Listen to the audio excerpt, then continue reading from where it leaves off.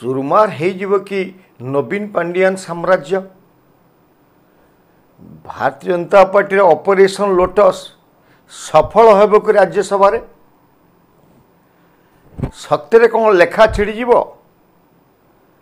आटीर मिसई बीजेडी एभली आशंकाटे कहीं लगिलानी कहीं लगुच कहीं लेखा छिड़ कहीं साम्राज्य विलुप्त हम आसतु ए विषय जानवा तेरछा बाण मु विपिन दास नमस्कार। प्रिय दर्शक बंधु जे बिजु जनता दलर जो व्यवस्था ए चली समस्ते भावुले पराजय पर नवीन बाबूंकर गोटे ज्ञान फेरी से सीधा सड़क कार्यकर्ता मिशुंट नेता मिशुंट किंतु परवर्ती अवस्था ये मासे भितर जना पड़ा से सब भेलिकी थिला जस्ट जो विधानसभा आगु लोकसभा जो हम चलता आगु गोटे बसिक गोटे फोटो सेशन चलता एवं पराजय पर से समस्त डाक गोटे फोटो सेशन चलता बस फोटो सेशन रे समाप्त होची नवीनकर सह बिजु जनता दलर कार्यकर्ता नेतृमंडल भेटघाट एबे भी छाया नायक होगी रही भैरव कार्तिकेन पांड्यान तांको निर्देश रे उठ बस होची बिजु जनता दल एवं तांको प्रति अनुकंपा अहेतुक अनुकंपा रखुछंती बिजु जनता दलर नायक एबे साजिछंती खलनायक नवीन पट्टनायक जो जो अभियोगटा पूर्वर थिला जो विधायक हाफ सेंचुरी ऊर्ध्व विधायक निर्वाचन समय बिजु जनता दल छाड़ी चलीगले समस्त गोटे अभियोग थिला आमको आम प्रिय नेता नवीन बाबू को साक्षात करने को दि जाऊ ना समान अभियोग बर्तमान आसूचे जेतेबेले क्षमतार थिले जेतेबेले क्षमतार थिले नवीन बाबू तांका आगे कहीं कथा होगा चाहून साहस करुनथिले किंतु वर्तमान परिस्थिति बदली प्रभात विश्वाल समित राउतराय किसान केते केते मंगला किसान आहुरी किए एमती सीधा सड़क विरोध करनी पांड्यान नहीं विरोध कराऊँ सब बड़ कथा हूँ गत काली जो आमर ममता महंत दल छाड़िले एवं राज्यसभा इस्तीफा देले विषय में से सीधा सड़क सामान कथार कहते आम नेता को आम भेटी पारुनु एवं आमको जो उद्देश्य अणा जाइथिला जे से उद्देश्य मो व्यवहार हो पारे ना बरं जाजपुर एवं पांड्यान ये दी जनकर निर्देश मत चलने को बाध्य कर जाउथला मु जो लक्ष्य नहीं कि आसली कुड़मी मानकर उत्तरोत्तर मंगल करी से भी किसी करि पारली नाही अपरंतु ए विषय डिस्कशन करने नवीन बाबू से साक्षात करि पारले ना से दृष्टि से बिजु जनता दल छाड़िले तो गत काली समाप्त होईची ममता महंतर तांकर इतिहास सरी से ही गले एवं तांकर विषय संपूर्ण भाव पूर्णच्छेद पड़ा वर्तमान कौन हम अवस्था एवं से कहीं आसिले या पछर किए थिले शुणा जाउछि जे केउंझर रे जड़े नेता बाहुबली नेता एवं दुई जन विधायक कहतु तो एमाने मेली करछंती बिजु जनता दल को भांगी देवाई एवं जोटा आगु कटक जड़े कही आम कटक जड़े केन्द्रापड़ा जड़े संबलपुर जड़े थिले एबे तांको संगे मिशिचंती केउंझर दुई जन विधायक एवं जड़े बाहुबली अर्थबली ए विधायक प्ररोचन ममता महंत रिजाइन कर Bharatiya Janata party operation lotus आरंभ होती राज्यसभा कारण से भल भाव देखी जानी भारतीय जनता पार्टी जदि भारत वर्ष में कौन से गोटे दल को भांग दि पारे एवं जो नरम एकदम नरम धातु या दलटी हूँ बिजु जनता दल विश्वासघातकतर आरंभ होती जे नवीन बाबू जनता दल एमपी रहीकि दल को भांगिकी आणिकी बिजु जनता दल तैयारी करथिले विभिन्न दल 14 मसीह 19 मसीह विरोधी दल नेता कार्यकारी सभापति क्या क्या आनी दल मिसई देते ସେମିତି ତାଙ୍କ ଦଳ ମଧ୍ୟ ଭାଙ୍ଗିଛି ଏବଂ ଆହୁରି ଭାଙ୍ଗିବାକୁ ଯାଉଛି। ବର୍ତ୍ତମାନ ଲୋକସଭାରେ ନାହାନ୍ତି, 0 ରିପ୍ରେଜେଣ୍ଟେସନ୍, 51 ବିଧାନସଭାରେ, 9ରୁ 8 ହେଇଛନ୍ତି ରାଜ୍ୟସଭାରେ। ତ ଭାରତୀୟ ଜନତା ପାର୍ଟିର ଯେଉଁ ଅପରେସନ୍ ଲୋଟସ୍ ଚାଲିଛି ବିଜୁ ଜନତା ଦଳ ଉପରେ, ଏ ଭିତରେ କ'ଣ ହେଉଛି ଦେଖିବା।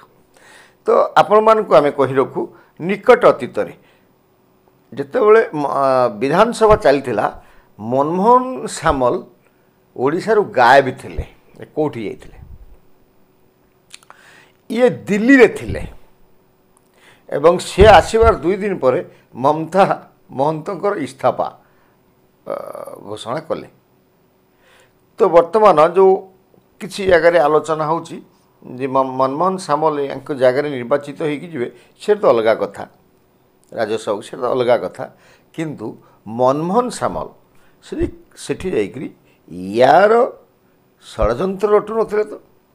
ଏବଂ ଗୋଟେ ବିଶେଷ ସୂତ୍ରରୁ ଖବର ପାଉଛି, କେଉଁଝରରେ ଜଣେ ବିଧାୟକ, ଯେଉଁ ବାହୁବଳୀ ବିଧାୟକ, ଅର୍ଥ ଏବଂ ବାହୁବଳୀର ବିଧାୟକ, ଯିଏକି ଭାରତୀୟ ଜନତା ପାର୍ଟି ନେତାଙ୍କ ସାଙ୍ଗରେ ସକାଳୁ ଥରେ ରାତିରେ ଥରେ ଦେଖା କରୁଛନ୍ତି, ସିଏ ବର୍ତ୍ତମାନ ରାଜ୍ୟସଭା ସାଂସଦମାନଙ୍କୁ ଉପରେ ଲୋଲୋପ ଆଖି ପକାଇଛନ୍ତି ଏବଂ ତାଙ୍କୁ ଯୋଡ଼ୁଛନ୍ତି ପ୍ରଦୀପ ପାଣିଗ୍ରାହୀ ଆଉ ମନମୋହନ ସାମଲ। ପ୍ରଦୀପ ପାଣିଗ୍ରାହୀଙ୍କ କଥା ଆମେ ଆପଣଙ୍କୁ ମନେ ପକାଇ ଦେଉଛୁ, ଶୁଣନ୍ତୁ ସେ ମଧ୍ୟ କ'ଣ କହିଛନ୍ତି। ମୁଁ ଏତିକି କହିବି, ବିଜେପି ବଢ଼ୁଛି, ବିଜେଡି ଛିଡ଼ୁଛି। ଯେ ବିଜେପି ବଢ଼ୁଛି, ବିଜେଡି ଛିଡ଼ୁଛି। ସେ ଯେଉଁ କହିଥିଲେ ହିଞ୍ଜିଳିରୁ ଆରମ୍ଭ ହେବ ଭୁବନେଶ୍ୱର ସରିବ, ତାଙ୍କ କଥାଟା ଅକ୍ଷରେ ଅକ୍ଷରେ ହେଉଛି। ଏବଂ ନିର୍ବାଚନ ସମୟରେ ନରେନ୍ଦ୍ର ମୋଦି ଯେଉଁ ପ୍ରଧାନମନ୍ତ୍ରୀ ଯେଉଁ ବକ୍ତବ୍ୟଟା ରଖିଥିଲେ ଯେ ନିର୍ବାଚନର 6 ମାସ ପରେ ବିଜୁ ଜନତା ଦଳ ଇତିହାସ ପାଲଟିଯିବ, ସିଆଡ଼କୁ ମୁହଁଛି ବର୍ତ୍ତମାନ ବିଜୁ ଜନତା ଦଳ। ତ ବର୍ତ୍ତମାନ ଆମେ ଆପଣଙ୍କୁ କହି ରଖୁ, ବହୁତ ଜଲ୍ଦି ଆଉ 3 ରାଜ୍ୟସଭା ସାଂସଦ ଭାରତୀୟ ଜନତା ପାର୍ଟି ସାଙ୍ଗରେ ସାମିଲ ହେବେ। ହୁଏତ ସେମାନେ ଇସ୍ତଫା ଦେଇପାରନ୍ତି କିମ୍ବା ସେମାନେ ଚେଷ୍ଟା କରୁଛନ୍ତି ରାଜ୍ୟସଭାର ଆଉ ଯେଉଁ 8 ଜଣ ରହିଲା ତାଙ୍କ ଭିତରୁ ସାଇଜେବୁଲ୍ ଲୋକ 5 ଜଣ ସାଂସଦଙ୍କୁ ଖସି ଆଣିପାରିବେ, ଏଭଳି ମଧ୍ୟ ଅପରେସନ୍ ଲୋଟସ୍ ଯାହା ଖବର ଦେଉଛି। ଆମେ ଯଦି ଆସିବା କିଏ ଆସିବେ, ବର୍ତ୍ତମାନ ଯେଉଁ ଲାଇନ୍ରେ ଅଛନ୍ତି 2 ପ୍ରକାର ସାଂସଦ ଅଛନ୍ତି। ଯେ 2026ରେ ଯେଉଁମାନଙ୍କର ସରିବ, ଯେଉଁମାନେ ମମତା ମହନ୍ତଙ୍କ ସହିତ ନିର୍ବାଚିତ ହୋଇକି ଯାଇଥିଲେ ରାଜ୍ୟସଭାକୁ, ସେମାନେ ହେଉଛନ୍ତି ମୁନ୍ନା ଖାଁ, ସୁଜିତ ସେଠ ଓ ନିରଞ୍ଜନ ବିଶି। ତ ବର୍ତ୍ତମାନ ମମତା ମହନ୍ତ ପଳେଇଗଲେଣି, ରିଜାଇନ୍ କରିଦେଲେଣି। ଆଉ 3 ଜଣ ଅଛି, ଏମାନେ 2026ରେ ସରିବେ। ବର୍ତ୍ତମାନ ୟାଙ୍କରି ଉପରେ ଲୋପ ଦୃଷ୍ଟି ପକାଇଛି ଭାରତୀୟ ଜନତା ପାର୍ଟି। ଆଇଦର ତୁମେ ରିଜାଇନ୍ କରିକି ଆସ ଅର୍ ଦଳରେ ସାମିଲ ହୁଅ। ସେଇଠି ଆଉ 2 ଜଣ ଆସୁଛନ୍ତି, ସେ 2 ଜଣ ହେଉଛନ୍ତି ସସ୍ମିତ ପାତ୍ର ଆଉ ନିରଞ୍ଜନ ବିଶି। ଆଉ ଜଣେ ଉପରେ ପଡ଼ିକି ଆସୁଛନ୍ତି, କାରଣ ସେ ଜାଣିଛି ଯେକୌଣସି ମୁହୂର୍ତ୍ତରେ ଭାରତୀୟ ଜନତା ପାର୍ଟି ଯା ଇଚ୍ଛା ତାଙ୍କୁ କରିଦେବ। ସେ ହେଉଛନ୍ତି ମାନସ ରଞ୍ଜନ ମଙ୍ଗରାଜ। ଏ ମାନସ ମଙ୍ଗରାଜ ବିଷୟରେ ଆମେ ଆପଣଙ୍କୁ ଟିକେ କହିବୁ। ଏ ଯେଉଁ ମାନସ ମଙ୍ଗରାଜ, ଏ ନିର୍ବାଚନ ପୂର୍ବରୁ 3 ମାସ, ସାଧାରଣ ନିର୍ବାଚନ ପୂର୍ବରୁ 3 ମାସ ଖାଇବାକୁ ସମୟ, ଡିନର କରିବାକୁ ସମୟ, ଲଞ୍ଚ କରିବାକୁ ସମୟ ପାଉନଥିଲେ, ଡିନର କରିବାକୁ ସମୟ ପାଉନଥିଲେ, ବ୍ରେକଫାଷ୍ଟ କରିବାକୁ ସମୟ, ତାଙ୍କ ଦାଣ୍ଡ ଆଗରେ ନେତାମାନଙ୍କର ମେଳି ହେଉଥିଲା। ବିଜୁ ଜନତା ଦଳରେ ମିଶିବା ପାଇଁ କଂଗ୍ରେସ ଏବଂ ଭାରତୀୟ ଜନତା ପାର୍ଟିର ଲୋକମାନେ ତାଙ୍କୁ ଡେଟ୍ ନେଉଥିଲେ। ସେ ଡିସାଇଡ଼୍ କରୁଥିଲେ ସେମାନଙ୍କୁ ମିଶାଇବେ କି ନାହିଁ ଏବଂ କେବେ ମିଶାଇବେ। ଏବଂ ତାଙ୍କ ଉପରେ ଭୈରବ କାର୍ତ୍ତିକେୟନ ପାଣ୍ଡିଆଙ୍କର ପୂର୍ଣ୍ଣ କ୍ଷମତା ପ୍ରାପ୍ତ ହୋଇଥିଲେ। ଭୈରବ କାର୍ତ୍ତିକେୟନ ପାଣ୍ଡିଆନଙ୍କ ପରେ ମାନସ ମଙ୍ଗରାଜ। ଏଇଭଳି ସ୍ଥିତିରେ ସେ ଥିଲେ ଏବଂ ସେ ଜାଣିଛନ୍ତି ତାଙ୍କର ସବୁ ଦୁର୍ନୀତିରେ, ଓଡ଼ିଶାର ଯେତେ ଦୁର୍ନୀତି ହେଇଛି ନା ବିଜୁ ଜନତା ଦଳ ସମୟରେ, ସବୁ ଦୁର୍ନୀତିରେ ସେ ଅଂଶୀଦାର ଅଛନ୍ତି। ଏବଂ ସେ କିଛି ଖାଉଥିଲେ, ପାଣ୍ଡିଆନକୁ କିଛି ଖୁଆଉଥିଲେ। ଖଣି କୁହନ୍ତୁ, ଡାଲି କୁହନ୍ତୁ, ପାଣି କୁହନ୍ତୁ, ନିଯୁକ୍ତି କ୍ଷେତ୍ରରେ ଅର୍ଥ ନେବା କୁହନ୍ତୁ, ଜମିବାଡ଼ି କ୍ଷେତ୍ରରେ କୁହନ୍ତୁ, ସବୁ କ୍ଷେତ୍ରରେ ବାବୁ ମାନସ ଅଛନ୍ତି। ଏବଂ ଭାରତୀୟ ଜନତା ପାର୍ଟି ଜାଣିଛି ତାଙ୍କୁ କେମିତି କୋଳେଇ ହେବ। ସେ ବର୍ତ୍ତମାନ ଜାଲ ଉପରେ ପଡ଼ିକି ଆସିକି ନେଇକି ଆସୁଛନ୍ତି ମୁଁ କେମିତି ଯିବି। ଆମେ ଆପଣଙ୍କୁ କହି ରଖୁଛୁ ବର୍ତ୍ତମାନ ତାଙ୍କୁ ନବୀନ ନିବାସରେ କେହି ଦେଖୁନାହାନ୍ତି। ନବୀନ ନିବାସ ତାଙ୍କୁ ବିଦା କରିଦିଏ, ତୁମେ ଆଉ ଆସନି। ତେଣୁ ସିଏ ଭାରତୀୟ ଜନତା ପାର୍ଟିକୁ ଗୋଡ଼ କାଢ଼ିକି ବସୁଛନ୍ତି। ଯେକୌଣସି ମୁହୂର୍ତ୍ତରେ ନିର୍ଦ୍ଦେଶ ଆସିବ ଭାରତୀୟ ଜନତା ପାର୍ଟି ନେତୃତ୍ୱ ପାଖରୁ ସେ ସାମିଲ ହେବେ। ତାଙ୍କୁ ଯଦି କହିବେ ରିଜାଇନ୍ କରିଦେବେ, ଯାହା କରିବ ଭାରତୀୟ ଜନତା ପାର୍ଟି। କାରଣ ସେ ଜାଣିଛି ଭାରତୀୟ ଜନତା ପାର୍ଟି ସାଙ୍ଗରେ ଲାଗିଲେ ତାଙ୍କର ଅବସ୍ଥା କ'ଣ ହେବ ସେ ଭଲ ଭାବେ ଜାଣିଛନ୍ତି, ଗୋଡ଼ କାଢ଼ିକି ବସୁଛନ୍ତି। ତାପରେ ଆମେ ଆସିବା ସସ୍ମିତ ପାତ୍ରଙ୍କ ପାଖକୁ। ସସ୍ମିତ ପାତ୍ର ସବୁ ଜାଣିଲେଣି ଯେ ଯାହା ହେଉଛି ସବୁ ଜାଣିଗଲେଣି। ସସ୍ମିତ ପାତ୍ର ଆଉ ଆସିକି କଥା ହେଉନାହାନ୍ତି ମିଡ଼ିଆରେ, ସେ ମାପି ଚିପିକି ଚାଲିଲେଣି। ସେ ନିଜ ଆଡ଼ୁ ମଧ୍ୟ ନବୀନ ନିବାସକୁ ଯିବା ବନ୍ଦ କରିଦେଲେଣି ଏବଂ ସେ ମଧ୍ୟ ଭାରତୀୟ ଜନତା ପାର୍ଟିର ଉଚ୍ଚ କର୍ତ୍ତୃପକ୍ଷଙ୍କ ସହ ସଂସ୍ପର୍ଶରେ ଅଛନ୍ତି। ତ ଯେଉଁ 3 ଜଣ ଆମେ କହିଲୁ ଯେ ସସ୍ମିତ ପାତ୍ର, ମାନସ ରଞ୍ଜନ ମଙ୍ଗରାଜ ଏବଂ ନିରଞ୍ଜନ ବିଶି। ନିରଞ୍ଜନ ବିଶି ପଶ୍ଚିମ ଓଡ଼ିଶାର ଲୋକ, ସେ ମଧ୍ୟ ଅଣଦେଖା ହେଇକି ରହିଛନ୍ତି। ତାଙ୍କୁ କେହି ପଚାରୁନାହାନ୍ତି, ସେ କୁଆଡ଼େ ହଜି ଯାଇଛନ୍ତି, ସେ ନବୀନ ବାବୁଙ୍କୁ ଦେଖା କରିପାରୁନାହାନ୍ତି। ଏଇ ଅବସ୍ଥାରେ ସିଏ ଆଉ ନା ନିଶ୍ୱାସ ନେଇପାରୁଛନ୍ତି ନା ନିଶ୍ୱାସ ଛାଡ଼ି ପାରୁଛନ୍ତି। ବିଜୁ ଜନତା ଦଳ ସାଙ୍ଗରେ ତାଙ୍କର ଆଉ ସମ୍ପର୍କ ନଥିଲା ଭଳିଆ ସେ ଅନୁଭବ କରୁଛନ୍ତି ଏବଂ ସେ ତାଙ୍କୁ ମଧ୍ୟ ଅପରେସନ୍ ଲୋଟସ୍ ନିଜ ପଞ୍ଝା ଭିତରେ ରଖିଛି।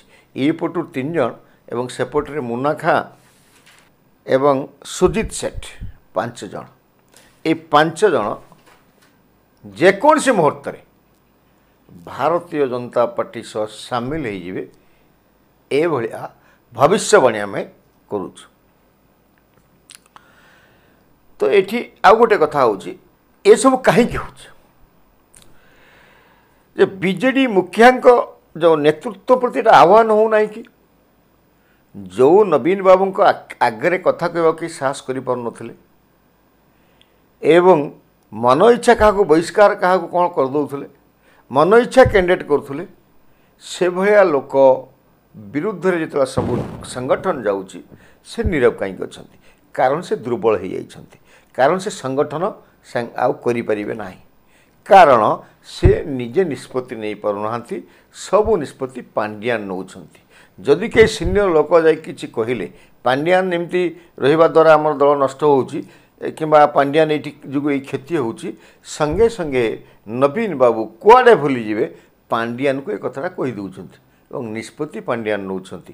ତ ଏ ବିଷୟରେ ବିଜୁ ଜନତା ଦଳର ତଳୁ ଉପର ସ୍ତର କର୍ମୀ ଯେଉଁମାନେ ସେଠିକି ଭେଟିବାକୁ ଯାଉଛନ୍ତି ସମସ୍ତେ ଜାଣିଲେଣି, ଯାହା ପାଇଁ ଅସନ୍ତୁଷ୍ଟ ବୃଦ୍ଧି ହେବାର ଲାଗିଛି। ପରିସ୍ଥିତି ଏମିତି ହେଇଛି ଯେ ନବୀନ ବାବୁ ଏବଂ ପାଣ୍ଡିଆନ ବାବୁ ଏ ପରସ୍ପର ପରିପୂରକ ନୁହେଁ, ଅନୁପୂରକ ହୋଇଗଲେଣି।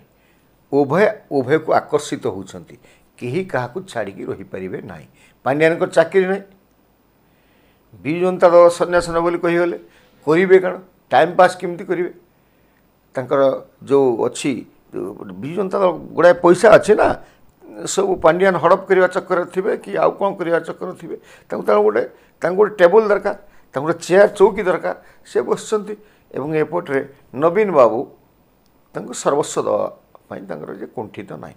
ଏମିତି ଗୋଟେ ଆଲୋଚନା ହେଉଛି ଭୁବନେଶ୍ୱରରେ ଯେ ନବୀନ ନିବାସକୁ ମଧ୍ୟ ସେ ପାଣ୍ଡିଆନ ନାଁରେ କରିଦେଇଛନ୍ତି କିମ୍ବା କରିଦେବାକୁ ଯାଉଛନ୍ତି, ମନସ୍ଥିର କଲେଣି। ଏଭଳିଆ ଆଲୋଚନାଟା ମଧ୍ୟ ନବୀନ ନିବାସ ଚାରିପଟରେ ବୁଦ୍ଧିଜୀବୀମାନେ ଆଲୋଚନା କରିବା ଆରମ୍ଭ କଲେଣି। ପାଣ୍ଡିଆନ ବେଶୀ ଯେତେବେଳେ ନବୀନ ବାବୁଙ୍କର ଏ ଅବସ୍ଥା ହେଉଛି, ସେ ଲୋକଙ୍କୁ ଦେଖା ଖାଲି ଫଟୋ ସେସନରେ ଦେଖା କରୁଛନ୍ତି, ପାଣ୍ଡିଆନ ଯେଟା ଲେଖିଦେଉଛନ୍ତି ସେଇଟା ସେ କରୁଛନ୍ତି। ଆପଣମାନେ ଦେଖୁଛନ୍ତି ତ, ଭାରତୀୟ ଜନତା ପାର୍ଟି ମଧ୍ୟ ପାଣ୍ଡିଆନଙ୍କର ଭୟ ଅଛି, କାରଣ ପାଣ୍ଡିଆନ ସବୁ ପ୍ରଶ୍ନ ଲେଖୁଛନ୍ତି। କିଏ କ'ଣ କହିବ? ଏଇ ମମତା ମହନ୍ତଙ୍କୁ ନେଇକି ଯେତେବେଳେ ପ୍ରକାଶ ମିଡ଼ିଆକୁ ଆସିଲେ ସେ ଲେଖାଟା ପାଣ୍ଡିଆନ ବାବୁ ଲେଖିଦେଇଥିଲେ। ସେ ପାଣ୍ଡିଆନ ବାବୁ ଲେଖୁଛନ୍ତି ଜଣେ ସର୍ବଭାରତ କେନ୍ଦ୍ରୀୟ ଦଳ ପ୍ରରୋଚନରେ ଏମିତି ହେଉଛି, ଧମକରେ ଏମିତି ହେଉଛି, ଭାରତୀୟ ଜନତା ପାର୍ଟି ନାଁ ନେବାକୁ ସାହସ କରୁନାହାନ୍ତି। ଏମାନେ କେତେ ଭୟ ଦେଖୁଛନ୍ତି ତ ଭାରତୀୟ ଜନତା ପାର୍ଟି ସମସ୍ତଙ୍କୁ ଗିଳିଦେବ ଏବଂ ବିଶେଷ କରିକି ଆଞ୍ଚଳିକ ଦଳଗୁଡ଼ିକୁ ସେ ନଷ୍ଟ କରିଦେବ, ଏଭଳିଆ ତାଙ୍କୁ ନେତା ମଧ୍ୟ କହୁଛନ୍ତି। ତ ଏସବୁକୁ ସମୀକ୍ଷା କଲେ ନରେନ୍ଦ୍ର ମୋଦି ଯେଉଁଟା କହିଥିଲେ ଆଗାମୀ 6 ମାସ ନିର୍ବାଚନର 6 ମାସ ପରେ ଏ ଯେ 10 ତାରିଖ ଦିନ ଭାରତୀୟ ଜନତା ପାର୍ଟି ସରକାର ଶପଥ ନେବ ଏବଂ 6 ମାସ ପରେ ବିଜୁ ଜନତା ଦଳ ଇତିହାସ ପାଲଟିଯିବ ଏବଂ ତା ପୂର୍ବରୁ ପ୍ରଦୀପ ପାଣିଗ୍ରାହୀ କହିଥିଲେ ଲେଖା ଛିଡ଼ିବ ଏବଂ ହିଞ୍ଜିଳିରୁ ମାଡ଼ ହେବ ଭୁବନେଶ୍ୱର ସରିବ। ଏବେ କହିଲେଣି ବିଜେଡ଼ି ଛିଡ଼ୁଛି ବିଜେପି ବଢ଼ୁଛି ଏବଂ ବଢ଼ିବ। ରାଜ୍ୟସଭାରେ ବର୍ତ୍ତମାନ ଅପରେସନ୍ ଲୋଟସ୍ ଚାଲିଛି, ଏଥିରେ ସକ୍ସେସ୍ ହେବ। ସର୍ବନିମ୍ନ 5-6ଟି ସାଂସଦ ବର୍ତ୍ତମାନ ରାଜ୍ୟସଭାରେ ବୃଦ୍ଧି ହେବ ଏବଂ ଏହାପରେ ସେପ୍ଟେମ୍ବର ଦ୍ୱିତୀୟ ସପ୍ତାହ ସୁଦ୍ଧା ବିଜୁ ଜନତା ଦଳର ଓଡ଼ିଶା ବିଧାନସଭାରେ ଗୋଟେ ବଡ଼ ବିଦ୍ରୋହ ହେବ ଏବଂ ଏବେ ସଂଖ୍ୟା 17 ପହଞ୍ଚିଛି। ଆଉ ଯୋଗାଡ଼ ଯନ୍ତ୍ର ଚାଲିଛି। 26ରୁ 27 ବିଧାୟକ ସେପ୍ଟେମ୍ବର ମାସ 15ରୁ 20 ତାରିଖ ଭିତରେ ବିଜୁ ଜନତା ଦଳରୁ ବାହାରି ଆସିକି ଅଲଗା ଦଳ ଗୋଟେ କରିବେ ଏବଂ ସାରା ଓଡ଼ିଶାରେ ବହୁ ପରାଜିତ ଏବଂ ବିଜୁ ଜନତା ଦଳର ସଂଗଠନ ଭାରତୀୟ ଜନତା ପାର୍ଟି ସହ ମିଶିବ ଏବଂ ବିଜୁ ଜନତା ଦଳ ସମ୍ପୂର୍ଣ୍ଣ ଇତିହାସ ପାଲଟିଯିବ। ନବୀନ ବାବୁ ଅଥର୍ବ ହେଇକି ବସିବେ, ପାଣ୍ଡିଆନ ନବୀନ ନିବାସ ମାଲିକ ହେଇକରି ସେଇଠି ତାଙ୍କର ବ୍ୟବସାୟ ଚଳାଇବେ ଏବଂ ଏ ଯେଉଁ ସରକାର ବର୍ତ୍ତମାନ ଚାଲିଛି ଏ ସରକାର ମଧ୍ୟ କିମ୍ବତ କିମାକର ଚାଲିଛି। ଭାରି ବିପଦ ଏ ବିଜେପି ଲୋକ ଭାରି ଡେଞ୍ଜରିୟସ୍। ନବୀନ ବାବୁକୁ ଯାଇକି ଜୁହାର ହେଲେ, ବାରମ୍ବାର ଘରକୁ ଗଲେ, ସେଠି ଅମିତ ଶାହା ନବୀନ ବାବୁଙ୍କୁ ପ୍ରଶଂସା କଲେ, ଏପଟରେ ଅପରେସନ୍ ଲୋଟସ୍ କରି ତାଙ୍କ ଲୋକଗୁଡ଼ାକ ସବୁ ନେଉଛନ୍ତି। କେତେ ଦ୍ରୁତ ଦେଖୁଛନ୍ତି ତ ଭାରତୀୟ ଜନତା ପାର୍ଟିର ନେତାମାନେ ଏବଂ ତାଙ୍କର କାର୍ଯ୍ୟ କରିବାର କୌଶଳ ସମ୍ପୂର୍ଣ୍ଣ ମାନେ ପୁରା ରାଜନୀତିଆ ଲୋକ। ଏମାନେ କ୍ଷମତାକୁ କେମିତି ଆସି ହୁଏ ଏ ଭାରତୀୟ ଜନତା ପାର୍ଟି ପାଖରୁ ଶିଖିବା ଦରକାର। ନମସ୍କାର।